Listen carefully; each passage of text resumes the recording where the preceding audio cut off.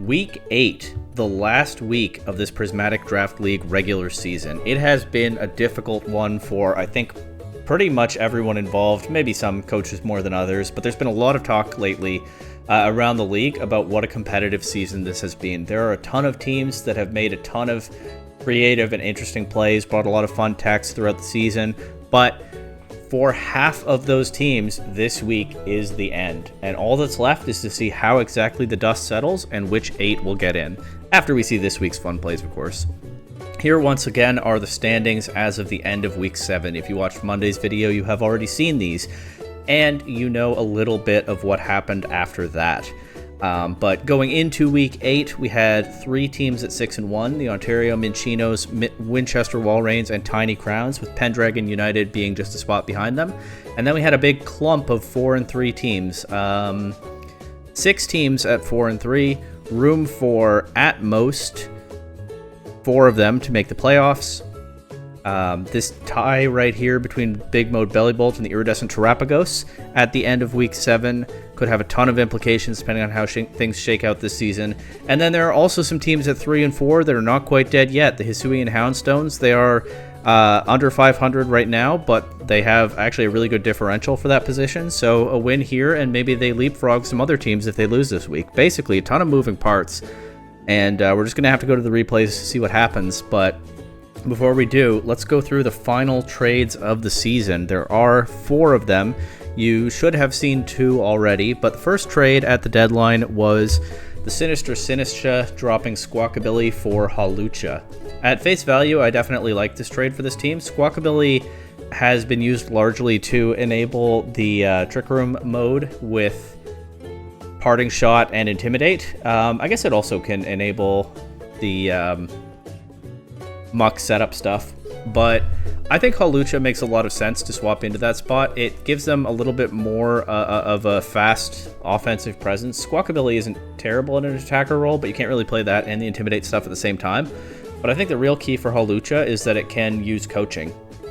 My guess is that's what we're going to see it do, to power up teammates like Hariyama and Copperaja and Trevenant that can be very strong under Trick Room, but have maybe not had quite as much power as they need to break through some matchups throughout this season. I think we've seen them fall just short a number of times, and I think Hawlucha definitely can help them to turn that around. And it doesn't have to be a coaching bot. It can be a strong, fast attacker in its own right. You do, again, give up Intimidate and Parting Shot, although I think Hawlucha does get Feather Dance.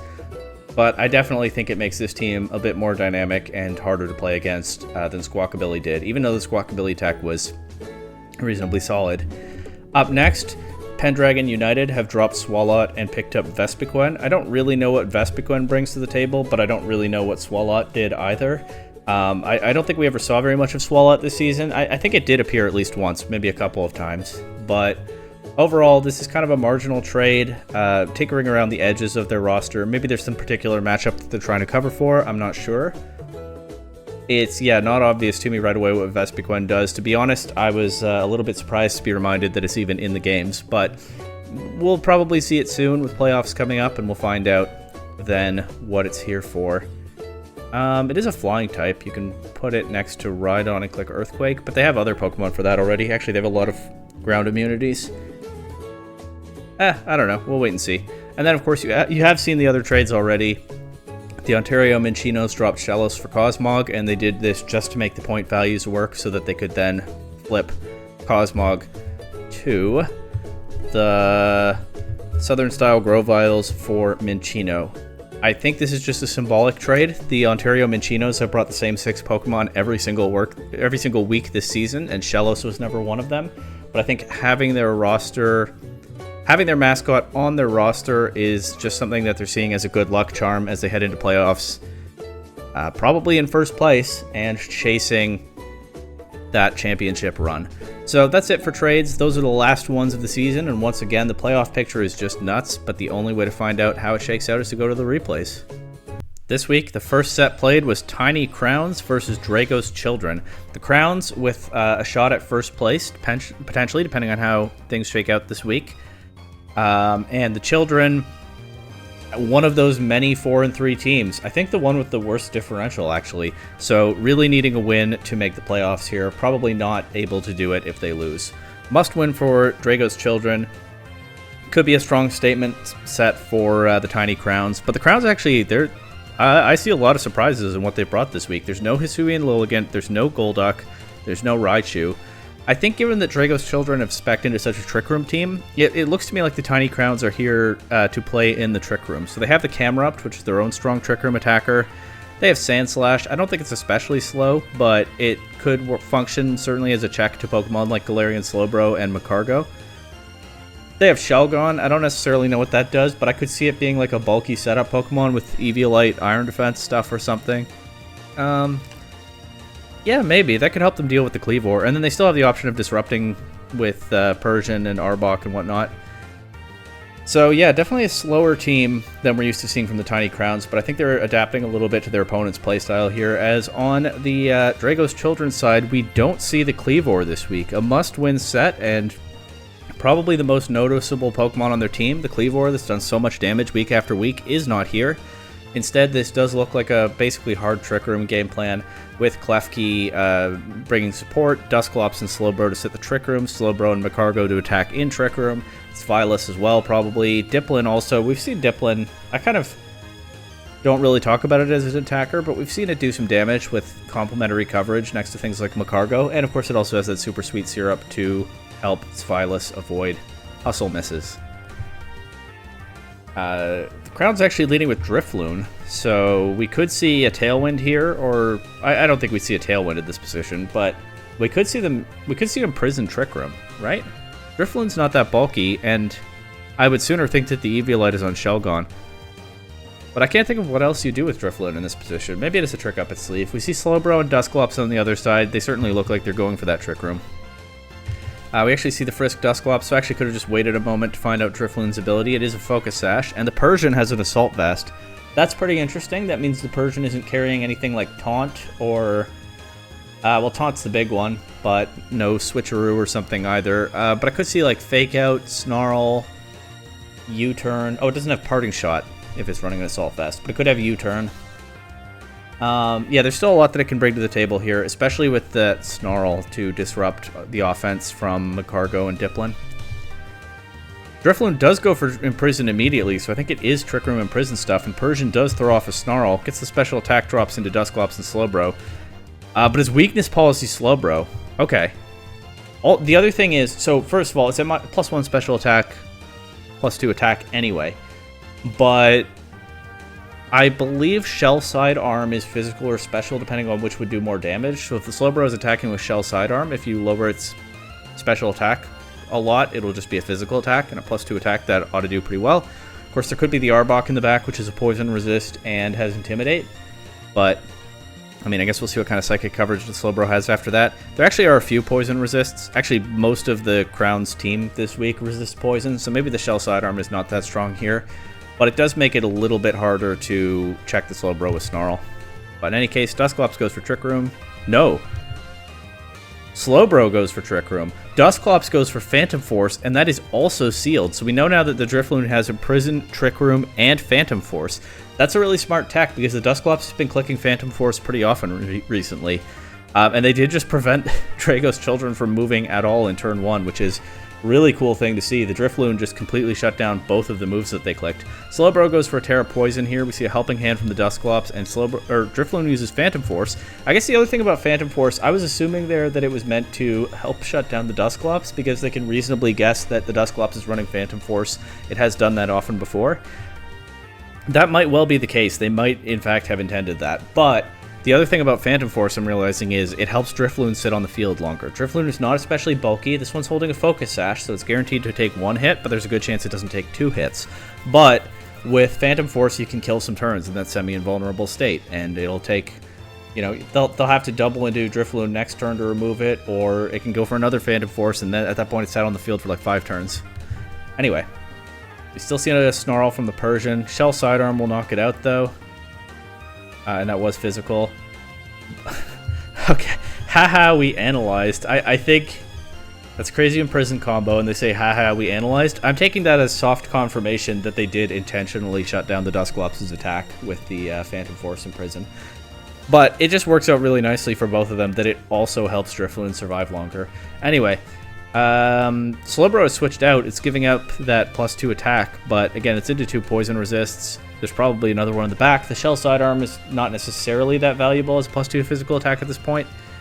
The Sand Slash is here, also threatening the Slowbro with its Ground Stab. So we see Dipplin switch in. It's shipped a little bit by Phantom Force. Takes the Drill Run pretty nicely. It's Life Orb, Sand Slash. We see Disable in the Dusclops, so Drifloon won't be able to click Phantom Force anymore either. And Drifloon actually switches out. That means it's giving up the Imprison. They can click Trick Room now, but of course they're not going to... Well, they couldn't do it this turn. They can next turn. But they're just going for big damage with Dipplin. We'll see what it goes for in a moment. But Shelgon is actually the last Pokemon here from the Tiny Crowns. That does surprise me a little bit. I thought the Arbok... maybe there's just too much that the Arbok is afraid of over here between the... I mean, the Slowbro is probably running a special Psychic type attack, right? So you just spam that Snarl into it, but now the Persian has gone down, so you can't do that anymore. And there could be the Magcargo in the back still. Yeah, maybe it's too risky to bring Arbok. I have no idea what the Shelgon set is yet, but... Anyway, Dipplin gets this Helping Hand, takes a Leech Life first and gets knocked out. We do not get to find out what attack it went for. That is some great coverage on that Sand Slash, and the Bug type proving valuable once again. It's also going to hit this Phyllis for super effective damage. The Phyllis is also weak to Leech Life. And of course, the Terra has already been used on the Slowbro, although the Slowbro can come in on a Bug type attack, but then it's threatened by the Ground Stab, so this Sand Slash is really nicely positioned here. Shelgon will Terra Fairy immediately in front of this Phyllis. Sand Slash just protects. Shelgon goes for Brick Break. It does a little bit less than half his Phyllis, but now, of course, both sides know that if the Klefki tries to set up screens, there is a way on the Tiny Crown side to remove them. Phyllis just goes for an Outrage into the Protect, but Dusclops does now finally get to set his Trick Room. We'll see if that's enough to turn this game around. The Drifloon comes in. Of course, if Drifloon gets a chance to reverse Trick Room, it can do that, but it's easier said than done because it's just switching in now. There could be an attack into the slot, and then, of course, Trick Room has that negative priority on the next turn. If they go for that, they might not. But we see Dusclops go for a Phantom Force. Phyllis clicks Outrage, but of course you can't choose your target with Outrage. It's random which opponent it goes into. So unfortunately for them, it goes into the Fairy-type Shelgon here and does nothing. Shelgon throws another Brick Break in his Phyllis. Doesn't quite KO, but Dusclops' Phantom Force goes into Shelgon. If Drifloon wants to reverse that Trick Room now, it absolutely can. Another Outrage into Shelgon. That is some bad luck for Drago's children. As Phyllis does get knocked out, the Trick Room is reversed. We see the Slowbro come back. Takes a Helping Hand. Dusclops imprisoning once again, not letting that Trick Room back up. Slowbro will get chipped by an Iron Head, but then a Shell Sidearm will take out the Shelgon. But the Sand Slash is here to clean up. Slowbro protects. Drifloon going for that Phantom Force attack again. Okay, we actually see Slowbro protect around a Drill Run, and then Dusclops clicks Disable. So the Sand Slash will not be able to Drill Run into the Slowbro again, and we'll see what it has. We've seen Drill Run and Leech Life. Leech Life, I don't think will KO Slowbro. Drill Run is not an option. Protect does no damage.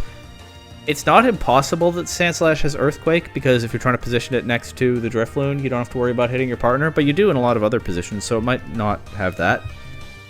One way to find out, we see a Helping Hand into Slowbro. Drifloon's Phantom Force goes into Slowbro.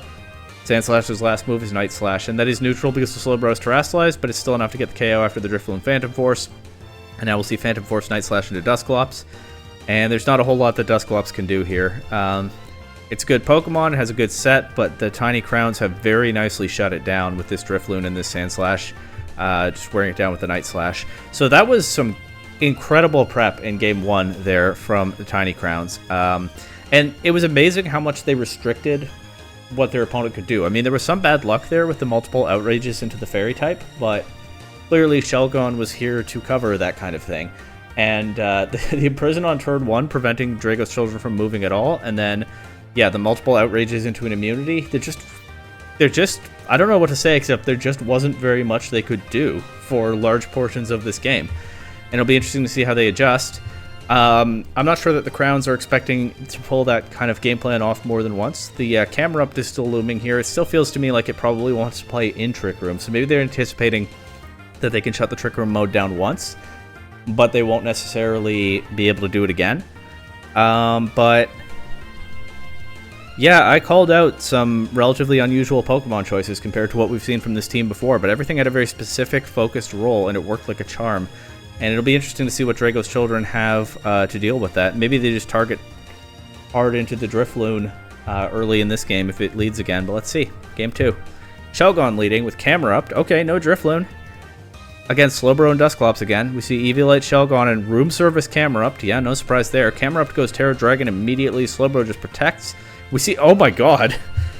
Oh, we see Dragon Cheer Shelgon with Terra Dragon Camerupt. That means, of course, the Camerupt gets the +2 crit rate for being a Dragon type and receiving a Dragon Cheer. Dragon Cheer boosts the crit rate of any ally, but it gives an extra boost if the ally is a Dragon type, and Terra Dragon does work for that. This team is just nuts. The Tiny Crowns cooked incredibly hard this week. I can't believe this is what we're starting with. The only thing I will say is... well, let's see what the Dusclops' move is first. Disable into Camerupt. Okay, so the disable Earth Power after avoiding it with the Protect. The Protect Slowbro, disable Dusclops duo is definitely creating some potential openings for Drago's children to get back into the set. The only thing I'm going to say is they've seen its Room Service Camerupt, so they might be more cautious about setting the Trick Room now. I kind of thought it might be something like that in the first place, so I wouldn't be surprised if this coach did as well. But yeah, that little bit of information is now not at all concealed, definitely out there. But this Camerupt could still be a threat. Let's see.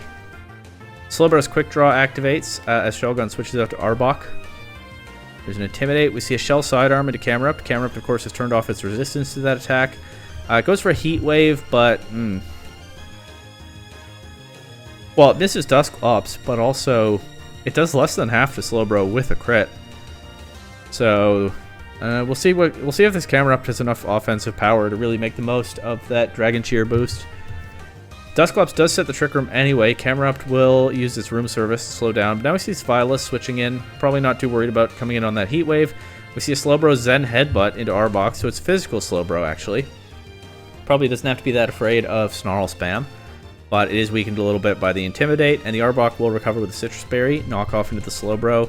That does miss the KO, and at 4%, Slowbro now activates his weakness policy. It's now up to +1 attack instead of -1. Protects.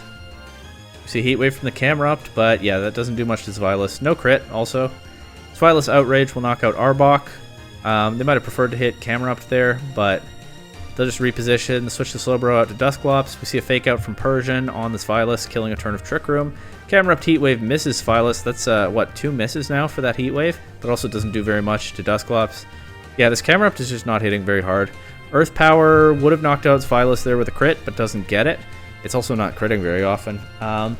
+2 crit rate is... What is it? Is it critting half the time? Or a quarter? Whatever it is, it's not really coming through for them so far. As the Spylus Outrage will knock Persian low. Persian will knock out Spylus with a U-turn. Go back to Shelgon. Trick Room is over now, which is actually not necessarily great for the Camerupt because, of course, it's still stuck with that speed drop from the Room Service. We see Dipplin come in and activate the Super Sweet Syrup. Goes Terra Dark immediately. Interesting.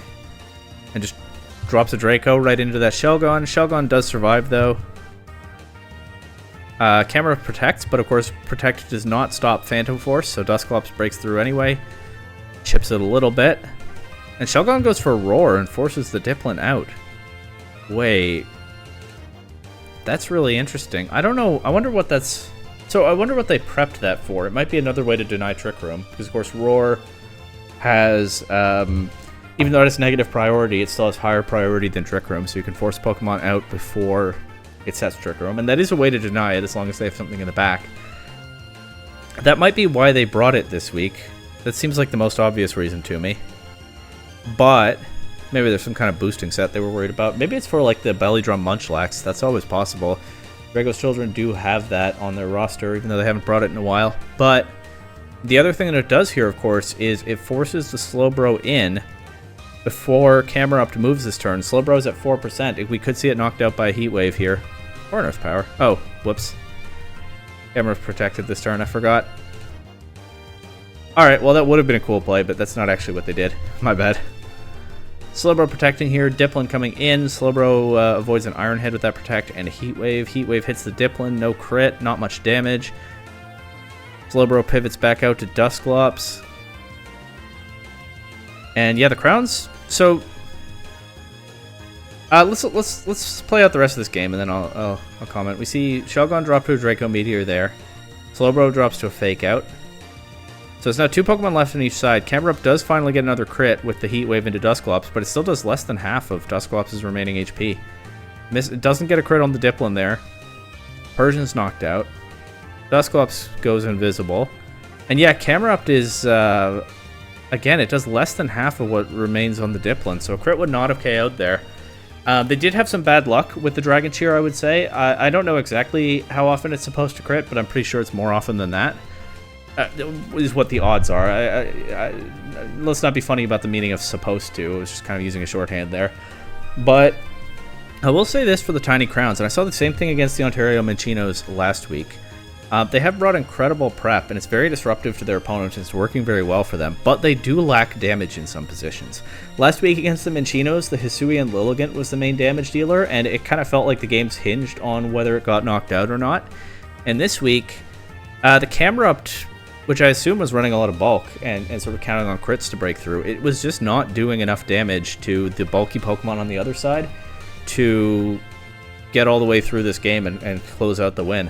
It kind of feels like the Sandslash is the offensive engine for the Crowns this week, and they didn't bring it to Game 2. I think they will bring it to Game 3, because I think they'll realize, but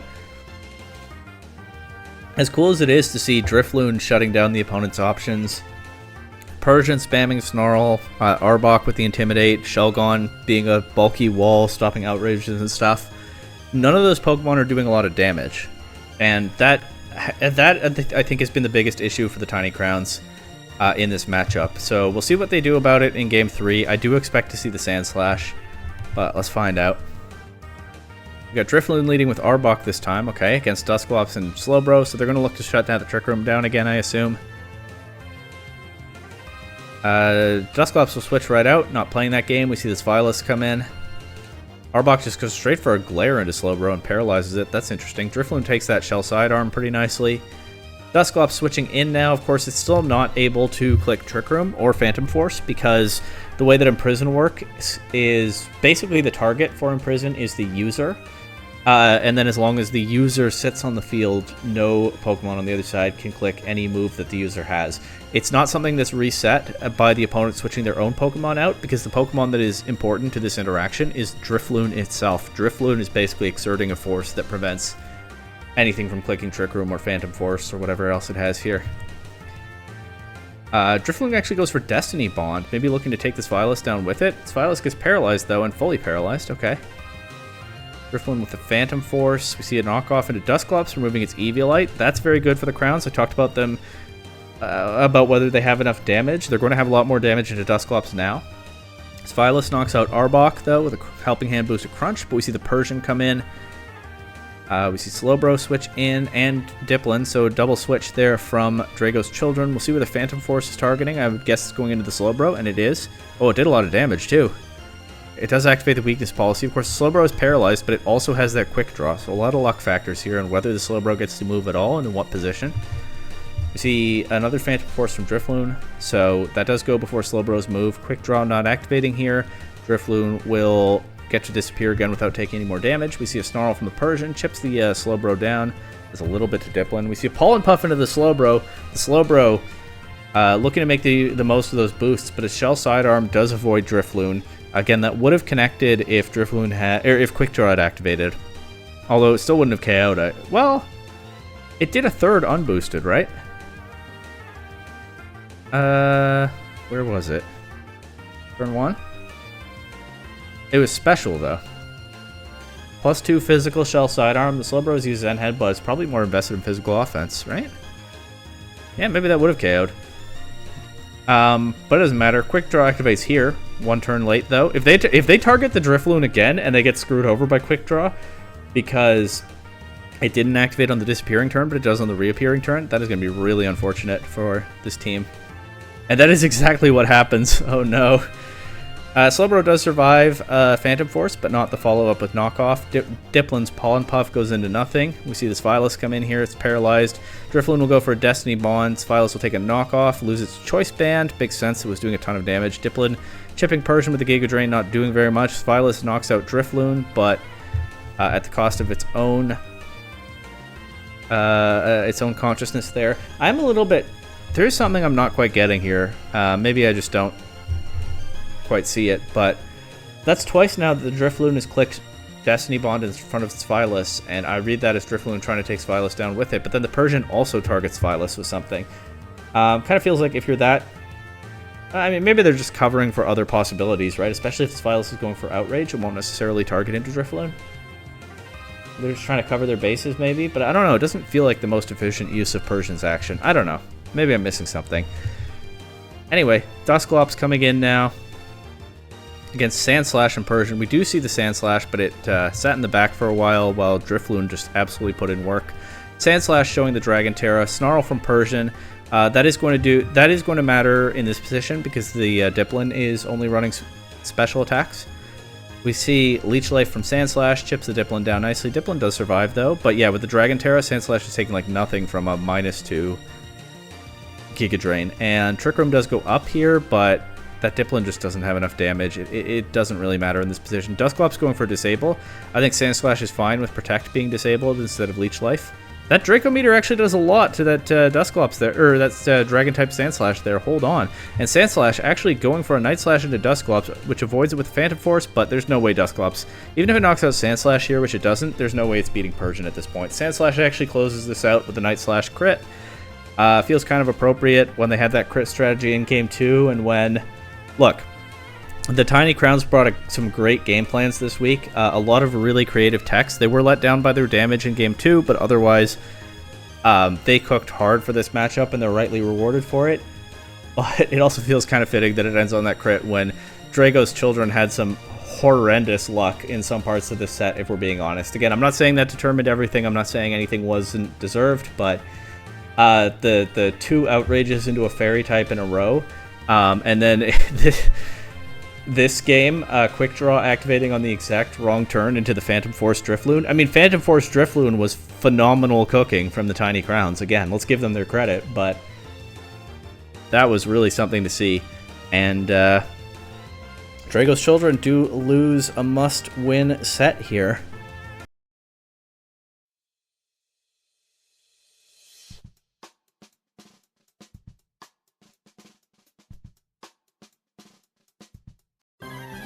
Over now to Southern-style Grovyles versus Pendragon United. We will see that Vespiquen immediately.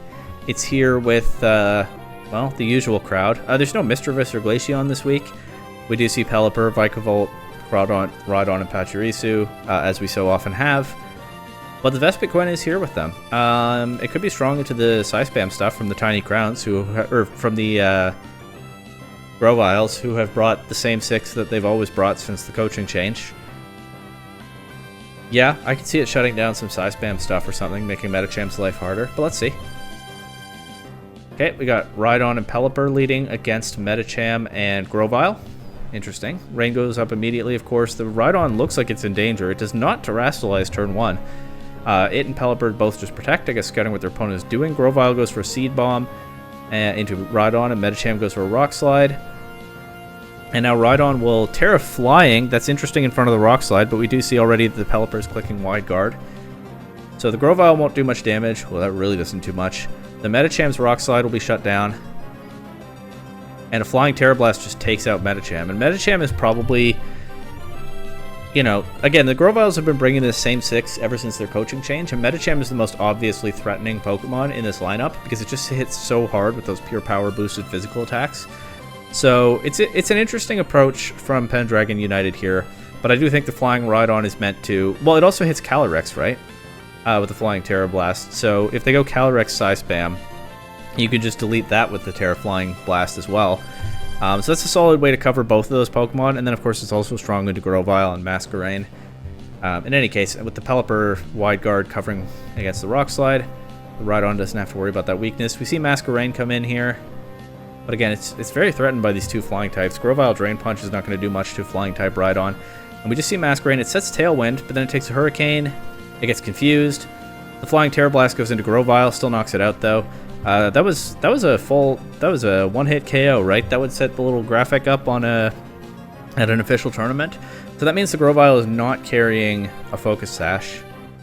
Could be a Psychic Seed. Indeedee is only coming in after, so we don't get to see this game. Or it could be that could be where the Eviolite is.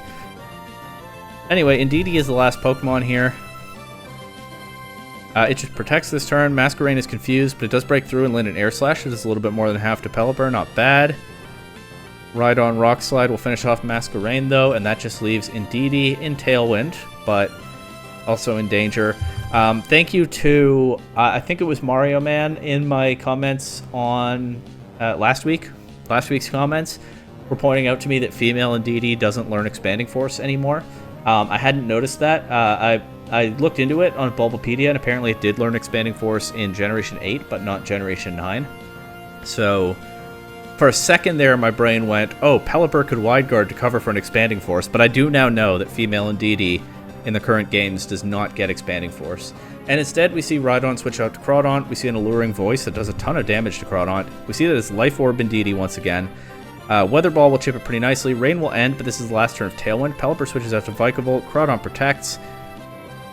Alluring Voice, and Crawdaunt should be able to close this one out nicely, especially with Pelipper setting the rain back up. A Liquidation does, no doubt, a lot more than it needs to get rid of this Life Orb Indeedee. And a commanding 4-0 win in Game 1 for Pendragon United, but let's see what adjustments the Grovyles can find in Game 2. And we have not seen the Vespiquen yet. I'm still hoping to see what the Vespiquen brings to the table this game. But we'll see if they need it. They didn't bring it in Game 1. We see Crawdaunt lead with Pachirisu this time against Medicham and Indeedee. Pachirisu with Follow Me gets crit by the Rock Slide, which also does a lot to the Crawdaunt. Crawdaunt is setting up a Dragon Dance. Okay, that's cool. Indeedee Alluring Voice does not get the KO on Pachirisu, but Crawdaunt will just protect this turn. Pachirisu will nuzzle into Medicham. So once again, a game plan that causes a lot of trouble for that Medicham very quickly, clearly identifying it as one of the major threats on the other side. Pachirisu will be knocked out here, but that means Pelipper can come in and set up the Rain. And that's now +1 Crawdaunt in Rain. Pelipper going for Wide Guard, covering for that Rock Slide, does successfully stop it. Indeed, he does protect around a Liquidation, but that Crawdaunt is still just such a threat to everything. Charmeleon comes in here, yeah, it just drops a Liquidation. Indeed, he takes a crit from the Hurricane, but does land an Alluring Voice into Crawdaunt and knock it out, so... Okay, the Crawdaunt got one big KO, but the Grovyles... I keep saying crowns for some reason. The Grovyles have overcome. They actually have the Pokemon advantage right now, as it's just Pelipper and Rhydon on the field right now for United. But we'll see the Masquerain come in. Of course, we know it's Focus Sash Masquerain, and it can set Tailwind. I'm not necessarily sure what else it does here. And the Medicham in the back is paralyzed, so we'll see if the Tailwind is even all that helpful. Intimidating the Rhydon is good too, though. We see the Terra Flying Rhydon once again, still takes that Air Slash pretty nicely. Pelipper attacks Masquerain to break the Sash, I assume. Indeedee getting worn down by its own Life Orb, and a Rock Slide from Rhydon, as there just wasn't much damage into that Pokemon, will take out both Pokemon on the Grovyle side. All that's left is the paralyzed Medicham. It goes Terra Psychic, but it still just drops to a Pelipper Weather Ball. And so, a 2-0 win for Pendragon United. They, I believe, started the season 5-0 and then lost a couple of sets. But they will not be fading away at the end of the regular season here. Finishing it strong, still going into the playoffs as one of the top teams for sure.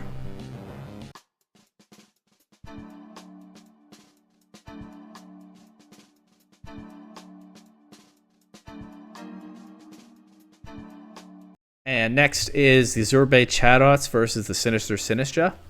The Chatots sitting in a playoff spot going into this week. The Sinistcha sitting outside of the playoffs with, I think, not a very good chance to get in, but maybe non-zero. It might be possible depending on how things shake out. But again, as always, both of these teams wanting a strong end to the season. The Chatots have brought the Bastardon stuff that we've seen so many times. They also have the Alchemy. We've seen Alchemy. They have both their supportive fairy types that don't really have to be supportive in Comfey and Alchemy. What I mean by that is Comfey could be clicking floral healing in Pokemon like Bastrodon and Passimian, but it also could set up itself with Calm Mind, and we definitely could see Calm Mind Alchemy instead of Decorate spam Alchemy. But the Bastrodon setup is definitely here, supported by the likes of Drifblim, Thwackey, and Comfey as usual, with Passimian for offense. And yeah, I could see an offensive Alchemy into this Hawlucha Hariyama stuff. Hawlucha is making its season debut for the Sinistcha. We do see the duo of Scovillain and Alolan Muck that gave me so much trouble last week. And Trevenant is taking a backseat this time. Trevenant is not here is what I mean by that. But the rest of the Trick Room core is here with Slowking, Copperajah, and Hariyama. So, game 1, we'll see Scovillain lead with Muck immediately against Drifblim and Alchemy. Scovillain just switching out, though, to Copperajah, as Muck gets chipped by a Drifblim Air Slash. I don't think I knew that Drifblim learns Air Slash. So I just learned something here. Alchemy will throw off a Dazzling Gleam, do some damage, but no KOs. Muck Lash out will knock Drifblim down to Citrus Berry range. Still got Drifloon on the brain after that first set. Muck protecting turn 2 on another Air Slash as Alchemy just throws off another Dazzling Gleam. That is doing some real chip to Copperajah. Is it Specs Alchemy? I don't know. Alchemy's special attack stat. Drifblim survives an Iron Head. Muck will Terastallize the Poison type. It will take another Air Slash here, but it will resist that Dazzling Gleam. Muck and Copperajah both surviving. Muck now does get the KO on Drifblim, but it takes Aftermath damage and is knocked out back. Aftermath, so you see Drifblim and Thwackey together and you assume it's running Unburden, but Aftermath is a cool ability. Nice to see it get a KO there. Copperajah will just one-shot Alchemy with an Iron Head. We see Bastrodon and Comfey in the back for the Chatots. We see the Scovillain is back, but of course Muck is now KO'd by that Aftermath damage, so there's no more worry about Power of Alchemy shenanigans. Scovillain just throws a Flamethrower into Bastrodon and Slowking switches in. Comfey sets up manual Grassy Terrain, and we see that the Grassy Seed is on Comfey, so that's now going to be harder to remove with, well, Copperajah is the only physical attacker left here. We know they didn't bring Hawlucha or Hariyama to this game. But yeah, this might matter to a calc against Copperajah, and I don't think we've seen the Terra from the Chatots yet either. Bastrodon, I mean, the Slowking is a problem for it, but yeah, it doesn't have to face either of the fighting types. It's probably happy about that. We see a Body Press into Slowking, where Slowking just switched in. Doesn't do much. Grassy Terrain healing, also good news for Bastrodon. We do see that it is Moody Scovillain, as I suspected. Terra Flying from the Bastrodon. Still going to take some decent neutral damage from that Flamethrower, but I didn't actually pay attention to the specific Moody stat changes on the Scovillain last turn, to be honest. I'm just seeing now it wasn't -1 defense. That, unfortunately, was a stat that Moody dropped, and so Bastrodon knocks it out with a Body Press here. Comfey Slowking setting Trick Room. That makes more sense. Comfey went for a Giga Drain into Slowking this turn. Bastrodon will not... One thing about Terra Flying Bastrodon is it does not get Grassy Terrain healing anymore. It does have leftovers, but it only has that one hit of passive recovery now. And I actually don't know. Floral Healing has boosted healing in Grassy Terrain, but I don't know whether it works that way if the target isn't grounded, right? Being a flying type now, Bastrodon is immune to most terrain effects. I don't know whether Floral Healing works off of the user or the target being grounded. I think that's something to check between games, but Copperajah protects. Oh, that looks like a boosted Floral Healing to me. It just sent Bastrodon right back to full. Bastrodon not afraid of the Slowking Scald. I mean, it could get burned, but yeah, that Iron Defense goes just fine for it. Comfey's Giga Drain not doing a whole lot of damage to Slowking, but I mean, Bastrodon took a lot of damage here and got burned, but again, that Floral Healing is just so powerful, and Bastrodon not really caring about the burn as it knocks out Copperajah there. Slowking is alone. I just don't think it has enough damage to win this, and of course the Comfey can chip it down pretty freely with Giga Drain once the Grassy Terrain ends at the end of this turn. Bastrodon's still setting up that Iron Defense, I guess just going for the strongest Body Press that it can, but I think the Comfey wins this anyway. As, yeah, that doesn't do a whole lot of damage, but I mean, maybe the Slowking has Slack Off. Are we in for another really long game with the Sinistcha here? Nope. Body Press knocks it out. Alright, so that was kind of a weird game one. The lead... Yeah, the early game was a little bit odd on both sides with Drifblim and Alchemy on one side, Muck and Copperajah on the other side, basically just spamming attacks into each other until most of those Pokemon were knocked out. But I guess it was all building to the Bastrodon setup in the back for the Chatots, and it worked out just fine as especially when the Muck was gone. They didn't have to worry about dealing with that Moody setup situation. The Sinistcha brought 2 fighting types to the set, and they didn't bring either one to this game. That said, they were against 2 fairies, a Driftblim, and we now know a Terra Flying Bastardon, so I don't know whether we'll see... Maybe Hawlucha or something has a trick up its sleeve. Maybe we'll find out in Game 2. But before we go there, I do want to look up Floral Healing quickly. I think... that was doing so much that time they clicked it. Up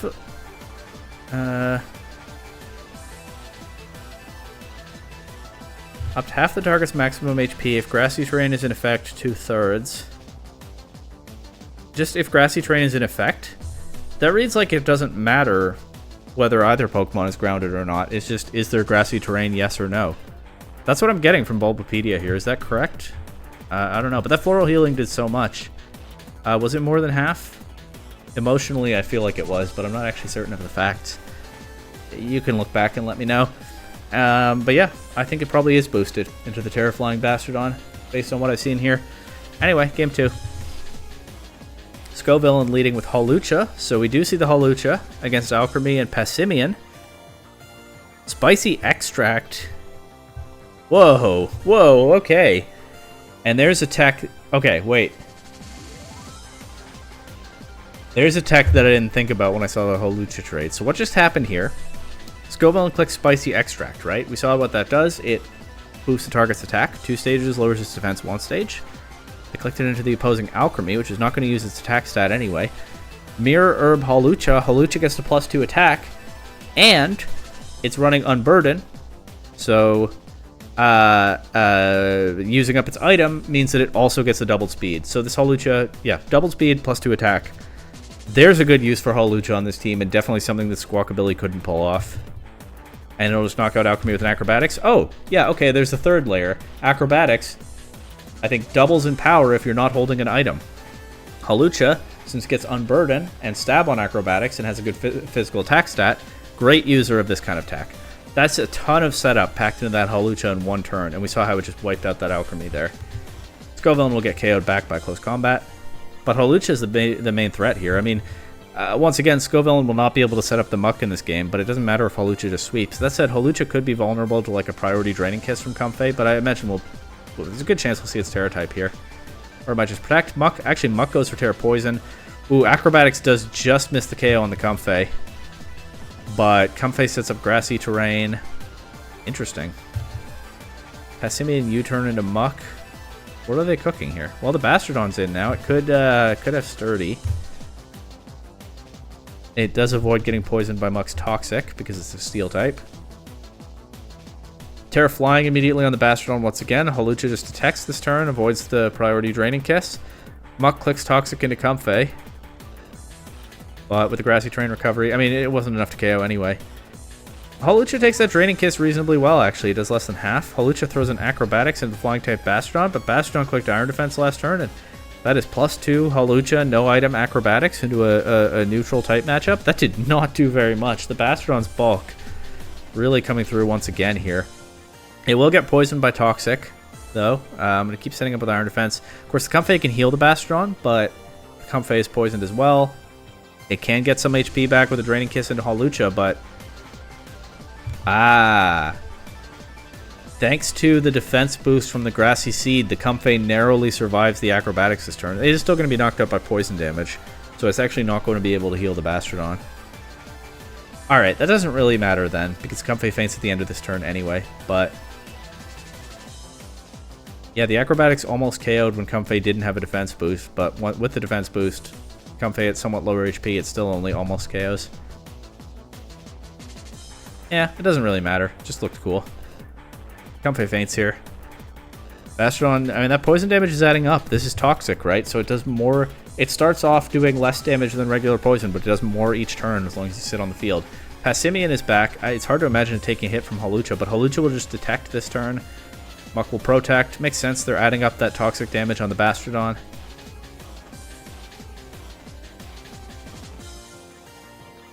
Hawlucha goes for a Drain Punch. It'll get some health back, but it only does a little more than half to Passimian. But again, you're wearing this Bastardon down. Maybe it doesn't matter. Muck Lash Out doesn't get the KO on Passimian. Hawlucha is knocked out by the +6? Yeah, +6.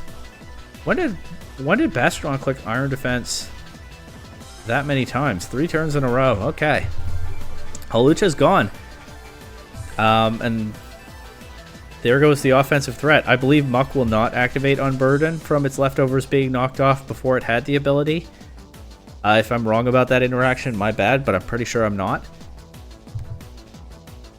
But all that offensive pressure from the Hawlucha is gone now. Feels like Hawlucha...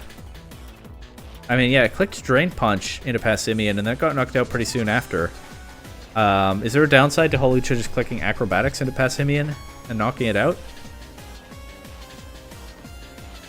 If there is, I'm sure Robbie will let me know in the comments. But yeah, Passimian getting through that. Because if the Chatots are going to win this game, it's probably with the Passimian, right? The Bastardon just doesn't have much time left with that toxic damage adding up. Anyway, Copperajah is the last Pokemon for the Sinistcha. That's certainly in danger into the Passimian. That did way less than I thought it would do, is probably part of the answer to why they clicked the Drain Punch there. Yeah, the Bastardon is almost out of here, but Copperajah will drop to a close combat. Bastardon is knocked out by Muck. We see Iron Head from Passimian, but the Lash Out doesn't KO back. Iron Head gets the clutch flinch. Muck still would have won there if Iron Head... So Muck still would have won there with no flinch, but there were 2 opportunities for the Iron Head to flinch at that 30% flinch rate. That's not bad odds, and it does come through here. Still, so in the end, it was a close game, right? The Muck, again, if it gets to move one more time, it wins this, but yeah, it feels like if the Hawlucha had just been able to remove the Passimian, or just do more damage to it, right? Just knock it down to like single-digit %. But the Drain Punch just did less than they expected. And so Toxic stalling the Bastardon. It was a great tech, but it wasn't enough to win this game. And I do believe that will... Again, the Sinistcha only had a pretty remote chance to make the playoffs, but I believe that will make it official that they are not in.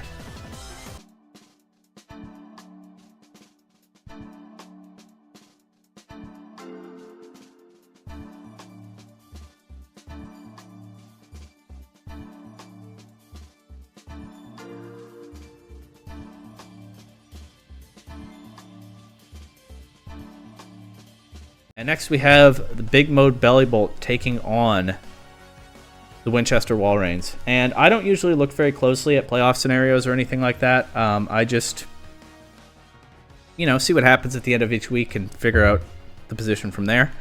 But I did take a look at this point in the week after having lost to the Ontario Minchinos, and I realized that I still could make the playoffs if the Bellibolt lost. So this is basically a must-win for the Big Mode Bellibolt, like we've seen for some other teams up to this point. It is a big matchup for the Walreins as well, but they have already made the playoffs. They're just fighting for seeding at this point in a very competitive field with the likes of the Minchinos, Crowns, and United. This is a must-win for the Bellibolt. If they win this, they keep their playoff spot that they've had, I think, all season.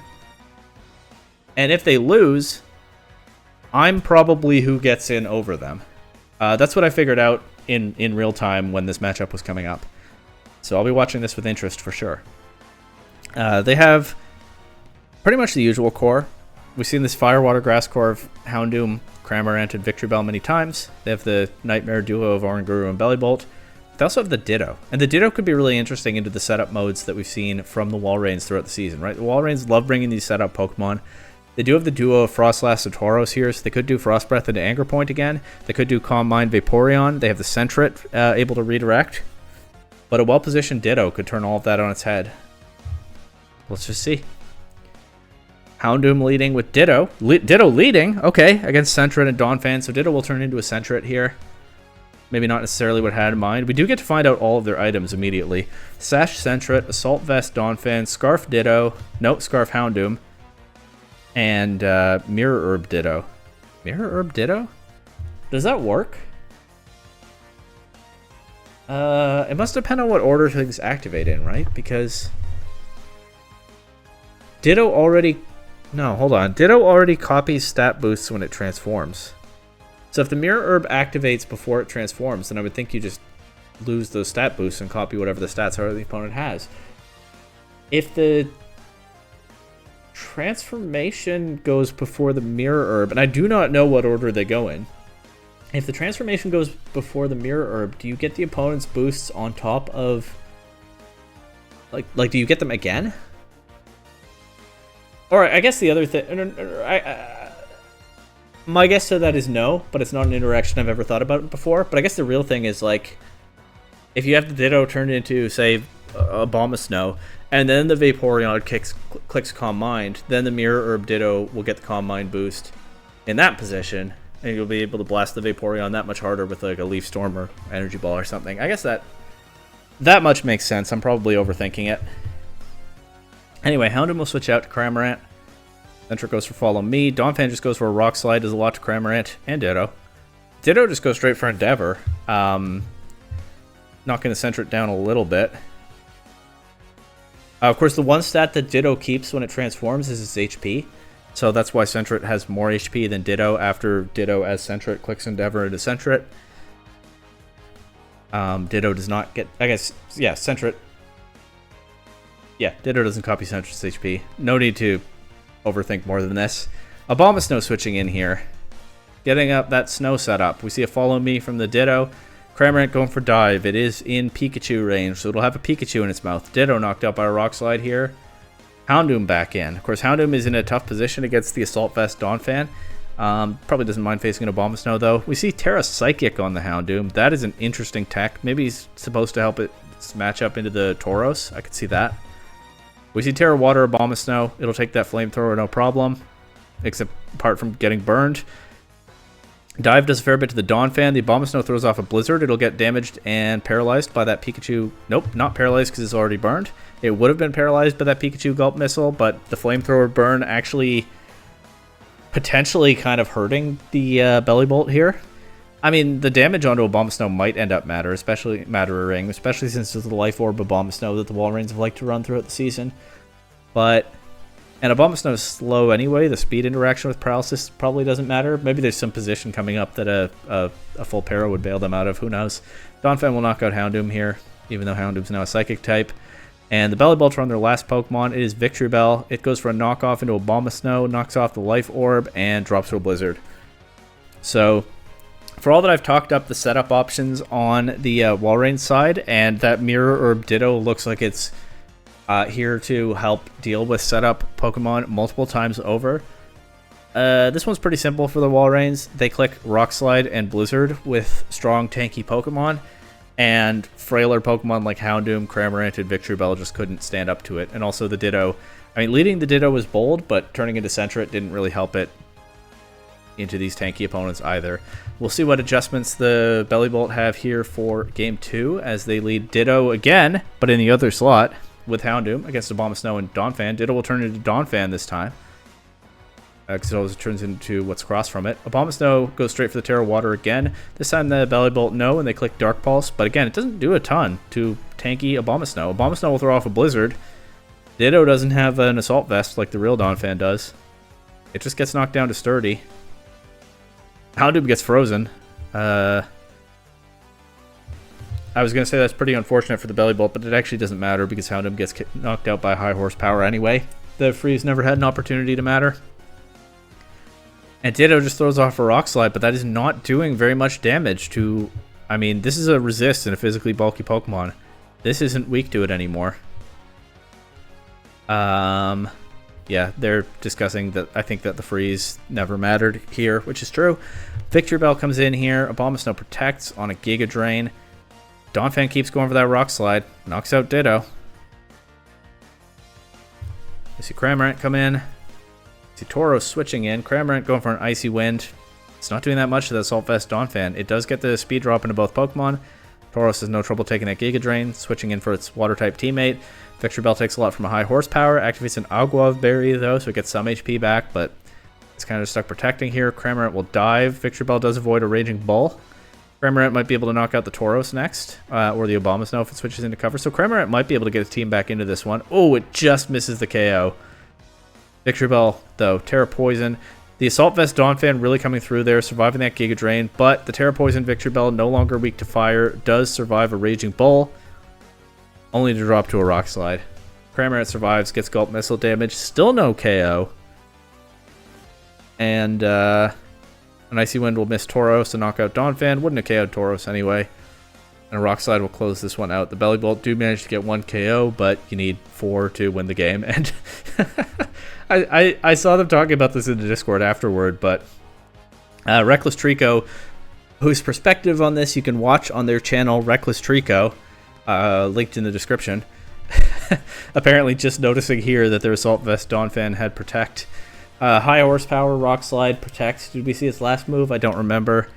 But that's a funny little mishap that didn't end up mattering for them. And this is actually a huge win for the Winchester Walreins. It's a huge win for the Halifax Masquerade Men as well, because we needed this to make the playoffs. But for the Walreins, this is a team where I've talked up their setup modes repeatedly throughout the season. I did it in the lead up to this matchup. They have a ton of scary setup options, but this is another look at why this is such a scary team. The Bellibolt have been, you know, a solid team throughout the season. They were one of the few undefeated teams for a decent while, and then they had some bad results mixed in there toward the end. But the Walreins just took down a reasonably strong opponent without needing those setup options at all. Just powering through them with strong, solid, tanky Pokemon like Donphan and Abomasnow. Pokemon that are maybe not the most exciting with the most creative techs, but just sit there, do their job, and just overpower the competition. So this Walreins draft has been really scary throughout the season because they have those more explosive Anger Point setup, Belly Drum, Calm Mind options, but then sometimes they just plop a Donphan in front of you and you can't break through. That'll be another thing for their opponents in the playoffs to watch out for.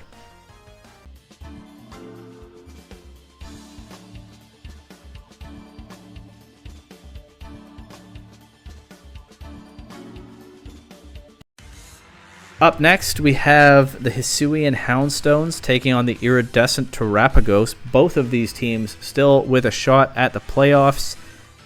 I believe, again, at this point, I was looking at playoff scenarios. I believe this is just a win and in. The winner of this makes the playoffs, and the loser does not. So, with the whole season on the line, the Terapagos have brought the trio that we've always wanted to see of Pincurchin, Alolan Raichu, and Pikachu. Pincurchin setting up that electric terrain, giving the Raichu that Surge Surfer speed boost, and boosting the electric type attacks from both Pikachu and Raichu. They also have a couple of just strong Pokemon that complement the core in the Aqua Breed Tauros and the Clefable, and the Meditite is here as well. And for the Houndstones, it's most of the usual crowd. They have the Trick Room option with Bronzong and Piloswine. They have the Psy Spam option with... Oh, and Slowbro. They have the Psy Spam option with Indeedee, Bronzong, and Slowbro. They can do fast offense with Salazzle and Indeedee stuff. They also have the Gloom this week. Gloom does give them another electric resist along with the immunity from Piloswine. It's also strong into... Actually, Gloom is strong into all these Pokemon, except it doesn't love probably taking like a Zen Headbutt or something from Meditite, but Gloom is actually looking really good in this matchup as an electric, water, fighting, and fairy resist. It can probably do a lot in a tanky role here. And of course, the Terapagos recently picked up Gloom's parent, older sibling, Vileplume, but we're not going to see it in this matchup, probably because it's afraid of things like Salazzle, Indeedee, and Flamigo. Really rough defensive matchup on this side for Vileplume, but the Gloom should be able to go to work against this team. Probably. Let's see. Pikachu leading with Tauros against Bronzong and Salazzle. Salazzle goes for a fake out into Pikachu. Looks like Pikachu tried to click fake out as well, probably, but Salazzle was faster. It did a fair bit of damage too. Salazzle will take a Wave Crash, but survive with a Focus Sash, and Bronzong gets to set his Trick Room. Really simple Trick Room setup there from the Houndstones, but it works, so can't really knock it.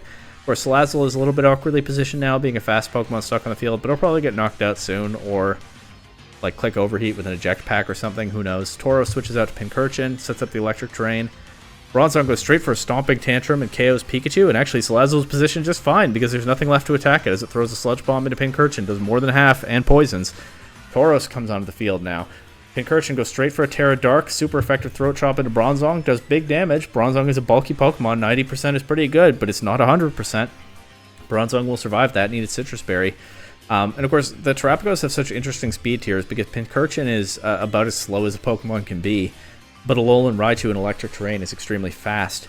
So the Houndstones did go straight for that Trick Room setup. Pincurchin is underspeeding everything, but Pincurchin is just not that strong. We saw the Pincurchin blow up my Galarian Slowking in week 1 with like Choice Banded Ground Terra Blast. They're probably cooking something similar with the Terra Dark Throat Chop, but Bronzong does survive. It'll throw a Stomping Tantrum into Pincurchin. Tauros will take out Salazzle with a Wave Crash, but again, I think if you're the Houndstones, you're okay with letting Salazzle go down here. Pincurchin did survive the Stomping Tantrum, but it drops there to poison damage. And so the last 2 Pokemon for the Iridescent Terapagos in this game are Clefable and Tauros. We see the Gloom come in for the Houndstones. Tauros protecting. But Bronzong almost one-shots Clefable with a Heavy Slam. Does 99%, knocks it down to the Invisible Focus Sash. Gloom Giga Drain into a Protect. Clefable will get a chance to move. Thunderbolt does not KO the Bronzong. Bronzong is free to click Rock Slide, knock out the Clefable, and Gloom closes this out with a Giga Drain into Tauros. The Terapagos almost killed the Trick Room, but not quite. This was the last turn, but these Pokemon do get 2 KOs. This Bronzong actually... I mean, you expect Bronzong to be able to tank hits. It's still cool to see, but it's also been a very offensive Bronzong so far, just throwing off attacks that have good coverage into this team and getting a good number of KOs. And yeah, the Gloom, I suspected, was going to be a problem for this team to try to remove. But we'll see what they have for it in game number 2. I could see them bring the Raichu and try to shut Trick Room down and outspeed their opponent, but we'll see what they have for that. It is Meditite leading with Pincurchin actually in game 2 against Bronzong and Salazzle once again. Salazzle will still have the fastest Fake Out. We see a Fake Out into Meditite, flinches on Meditite's probable attempt at a Fake Out. Pincurchin goes for a Throat Chop, does not, of course, KO the Bronzong. It looks like it might have with a crit, but they don't get one. Trick Room goes up, a Throat Chop into Salazzle, does a good amount of damage, but again, not a KO. Stomping Tantrum crits the Pincurchin, but Pincurchin survives that, but not a double up with the Throat Chop. But Meditite, or the Sludge Bomb, but Meditite actually going for Trick Room, twists the dimensions right back, and so now Bronzong is chipped. Well, it's tricky. Bronzong is chipped. Salazzle doesn't have Fake Out pressure right now because it's been on the field for a couple of turns already. Trick Room is gone. The Houndstones might be in a little bit of a harder position to set it back up, especially with these two not exactly screaming big damage into Bronzong, but it could be something like a Life Orb, Flamethrower, or Clefable for all I know. We would not have seen Life Orb damage because Clefable gets Magic Guard, so it can get the boost of Life Orb without the damage. Terra Ghost on the Clefable. Meditite gets encored into Trick Room, so they're actually going to use the Terapagos to set the Trick Room back up for them. Clefable actually going for Psychic, knocking out Salazzle. So Bronzong would have been able to do it here, but there's no need. It's free to just go for a Heavy Slam into Clefable, which does half. Of course, we saw that it was almost a one-shot when Clefable was still a Fairy type. So, yeah, it makes sense we would do half here. Piloswine gets in with a full set of Trick Room turns. Clefable going out to Pikachu. Meditite stays in. It's going to try to reverse that Trick Room. Pikachu resists the Heavy Slam, but you wouldn't know it from the way it got one-shot by that crit. Static will paralyze the Bronzong, but that's not necessarily the end of the world in Trick Room. Of course, Bronzong could be fully paralyzed, but we'll see now what Piloswine can do to this Meditite. Meditite is locked into Trick Room. It is trying to reverse the Trick Room once again. That said, the KO on Pikachu is actually kind of key here. Maybe Piloswine went for that slot too to ensure it, because by staying into quick Trick Room here, Pikachu is the second partner to get knocked out. Meditite will never be able to switch out for the rest of the game, so it is just stuck clicking Trick Room again next turn. What an awkward position to be in. As Piloswine Rock Slide, yeah, it doesn't do much to Meditite. Meditite reverses the Trick Room. Clefable gets back in, but there is nothing Meditite can click now except Trick Room again. It actually almost gets knocked out by high horsepower there. I guess Meditite is such a non-threat at this point. Piloswine tanked that Moonblast nicely, by the way. Meditite was such a non-threat at this point. It didn't really matter to the Houndstones whether the Trick Room was up or not, but how... When have you ever seen that before? A Pokemon just stuck clicking Trick Room over and over. Speed stats getting flipped left and right every single turn. But it does not pay off for the Iridescent Terapagos. And the Hisuian Houndstones, I mean, I've been talking about sort of the narrative of this team for a while. After a tough start to the season where they were playing well every week and keeping sets close, but taking a lot of losses, they have stormed through the late part of the season. It did take them the entire rest of the season to get back to 500. but they really crushed some opponents along the way, and they had an incredible differential for the win-loss record that they have. I don't know if I've seen a mismatch like that before. And so they will surge right into a playoff spot just by getting to 500, and it's well-deserved.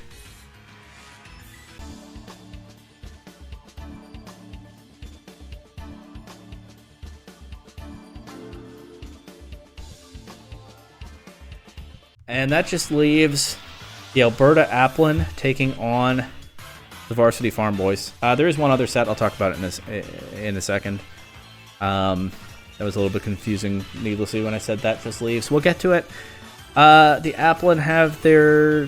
they have the usual. Fire Spam, Sun stuff with the Tropius. Maybe they'll set up the Dock Spawn. On the Farmboys side, we see their Size Spam option. We see Dragalge. No low kicks this week. But Scizor is here to pose an offensive threat, no doubt, to the likes of Tropius, Karkle, and Volbeat, and Dock Spawn. Dragalge should be very well positioned here. A strong Pokemon generally, but also resists fire and grass, not weak to fairy, and can throw off those strong sludge bombs and maybe some water attacks into this team. I think Dragalge is probably a nightmare matchup for the Applin, and the Lampent is also pretty tough for them to deal with because, of course, it gets that Flash Fire ability. So kind of looks like just overpower them with strong matchup Pokemon on the Farmboys side, but we'll see what they exactly have cooked. Meowstic here with Reuniclus against Volbeat and Tropius. So this is Size Spam stuff first. Meowstic setting Reflect and Reuniclus Trick Room. So awkward time for the Applin to have... Oh, they did go for Tailwind. Yeah, I can't see it because it's hidden by the nickname here because there's so much going on. Tailwind, Volbeat, Sunny Day, Tropius. Unfortunately, they are way out of position here with the opponent having set up Trick Room. Meowstic gets that manual Psychic Terrain. Volbeat going for Tail Glow. Is it Prankster Baton Pass situation with a Focus Sash, in which case it can take a hit here and Baton Pass out to something, but then that still has to take an Expanding Force? Let's see. Reuniclus Expanding Force knocks out Tropius. Volbeat actually doesn't need a Focus Sash here. It survives anyway. We'll see the Flareon come in. Go Terra Normal immediately and Protect. Probably trying to activate a Flame Orb. No Baton Pass from the Volbeat, so it just gets knocked out by an Expanding Force. We don't get to see what they were cooking there, but we will find out in a moment what the last Pokemon is. Quilava. Maybe they were trying to get the Terra Psychic Quilava going like they have in past weeks. Unfortunately, once the Farmboys had their setup, there was just no way to safely get the Quilava in, right? If you Baton Pass the +3 special attack to it, it can't then become a Psychic type in the same turn, so it would just get knocked out like it does here. Flareon also takes a lot of damage, and a double up with Meowstic's Expanding Force will knock it out, and the Farmboys take Game 1 pretty convincingly. I talked up the matchups that Dragalge and Lampent have, but in this game, at least, the Applin didn't even show an answer to the Size Spam mode. Granted, they were caught way out of position, clicking Tailwind turn 1 in front of the Trick Room. But we'll see what they can do about it in Game 2. Meowstic and Reuniclus once again, this time against Dock Spawn and Flareon. If it's like a bulky Dock Spawn, maybe with Yawn or something, I could see it putting in work. Of course, setting up Well-Baked Body doesn't help into these two because they're special attackers. But maybe Dock Spawn has a way to tank through this and enable its teammates. Let's see. Flareon going straight for the Terra Normal once again. Meowstic setting Reflect. That Flame Charge will not do much to Reuniclus. And again, it will make Flareon faster when Reuniclus is going for Trick Room. Dock Spawn sets up Misty Terrain. I do not know what they're cooking with that. Misty Terrain weakens Dragon-type attacks. And... oh! Okay, it weakens Dragon-type attacks that prevents status conditions. None of that matters. I do know what they're cooking with the Misty Terrain. Their opponent has manual Psychic Terrain that makes the Expanding Force significantly stronger. Unfortunately for the Applin, the Meowstic has Prankster, so it can just set the Psychic Terrain right back up. And then I'm pretty sure Reuniclus is slower than Dock Spawn, so it'll get a boosted Expanding Force before the Misty Terrain goes up again. It's a good thought, but I don't think it quite works here, as Dock Spawn does just drop to an Expanding Force. Reuniclus with Reflect takes that Facade pretty well. And then recovers. Farmboys is slowing it down, knowing they have safe damage, with Meowstic able to take the KO and Flareon. Tropius will drop to a Fire Terror Blast from Reuniclus. And that just leaves a Quilava. Tipped by a Meowstic Expanding Force. We see Lampent switch in. Reuniclus recovering. Lampent will get a Flash Fire boost from that Eruption. It also does like nothing to Reuniclus. Wow. Palava also showing Flash Fire, so it and Lampent have boosted each other at this point. Farmboys bringing Scizor. Lampent's normal Terra Blast doesn't quite KO Quilava. Quilava Extra Sentry not doing much back though, and Quilava will drop to a Bullet Punch. Obviously, the end of that game dragged out a little bit more. I think genuinely the reason the Farmboys played it that way was just to show all of the Pokemon that they had to save some typing in the stat entries. Because our stats do track what Pokemon you actually bring to games. So I wouldn't read too much into that. I think, yeah, they were just saving some time by showing everything they had there when the game was already wrapped up. I don't like Misty Terrain, said here in the chat. Again, Misty Terrain, so using Terrain to disrupt Terrain game plans is a solid thing. The problem was the opponent just had such a speed advantage because Meowstic had the Prankster, Darkspun doesn't, and then Reuniclus was underspeeding Darkspun in Psychic Terrain. So setting Misty Terrain is a nice thought. It just was in a position where the opponent could just undo it right away. So a bit unfortunate for the Applin there, but that is the end of the season for both of these two teams.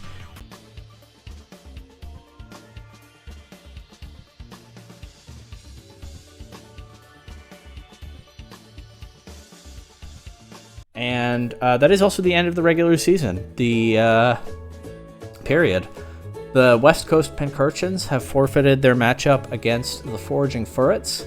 So the Furrets will take a 2-0 win there. And with that said, everything is determined. Let's just take a look at the final playoff field. And so this is officially the playoff field for Prismatic Draft League Season 8. What a regular season it has been, and there are going to be some absolute fireworks in the playoffs, no doubt. The Halifax Masquerade Men, as you can see, went a perfect 500, 4-4 in sets, evenly split in games for a differential of 0. And in that tough playoff chase that I kept talking about, all three of the Big Mode Bellibolt, Drago's Children, and Iridescent Terapagos ultimately finished with a differential of -1. So, despite tough competition from strong teams with strong coaches and losing in the last week of the regular season, we do sneak into that 8th and final playoff spot in the end. And if you know how a bracket works, you can infer what our quarterfinal matchups are going to be. The Hisuian Houndstones will try to keep that hot streak going in the brutal cold snow mode brought by the Winchester Walreins. The Tiny Crowns are taking on the Azure Bay Chatots. Pendragon United versus the Foraging Furrets. And our Halifax Masquerade Men, you can see right there who our opponent is. I don't want to talk about it right now, but next week I certainly will. Tune in to see if things can be turned around there, huh?